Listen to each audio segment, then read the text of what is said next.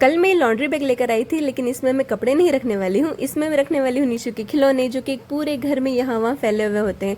लेकिन मुझे लगता है कि मुझे इस काम को करने की ज़रूरत ही नहीं है, क्योंकि निशु उठ के आ चुका था और मेरे हाथ से ये बैग लेके देखने लगा कि आखिर ये है क्या। और जैसे ही मैंने इसे ओपन करके निशु के खिलौने इसमें डालने चाहे, तो नीचे के खिलौने उठा के मैंने उसमें डाल दिए, लेकिन निशु ने अपना बास्केट ओपन करके उसमें से भी जो खिलौने रखे हुए थे उसे उठा कर भी इसमें डाल दिया।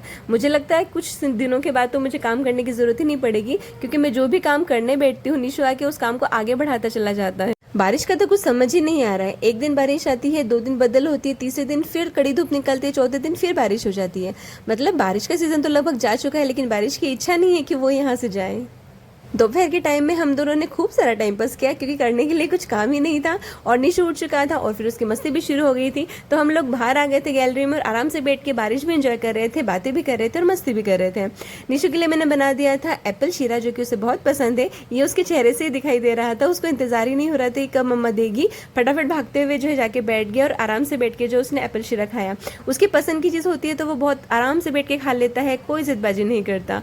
उसके बाद हम लोगों ने अपना लंच किया था। लंच में था बढ़िया सी थाली, दाल चावल रोटियां और साथ ही में ये टमाटर की चटनी, जो कि खाने में बहुत ही टेस्टी लगती है।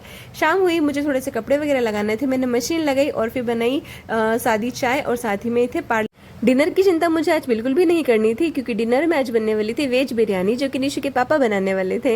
उन्होंने सारी तैयारी कर ली थी और फिर बिरयानी के लिए तड़का भी लगा दिया था। मुझे सिर्फ एक चीज़ की चिंता करनी थी और वो थी निशु के खाने की। तो निशु के लिए भी मैंने कुछ स्पेशल बना लिया था। उसके लिए आज मैंने बनाया था रागी पैनकेक। इसके अंदर मैंने थोड़ा सा चॉकलेट पाउडर भी डाला था, ताकि उससे और भी मज़ा आए खाने के लिए। रागी केक बन के तैयार हो गए थे और फिर मैंने निशु को दिए और निशु ने आराम से बैठकर अपने पैनकेक एंजॉय किए। इस मिनी व्लॉग का फुल वीडियो मेरे YouTube चैनल पर अपलोडेड है। चलिए मिलते हैं नेक्स्ट वीडियो में, तब तक के लिए बाय।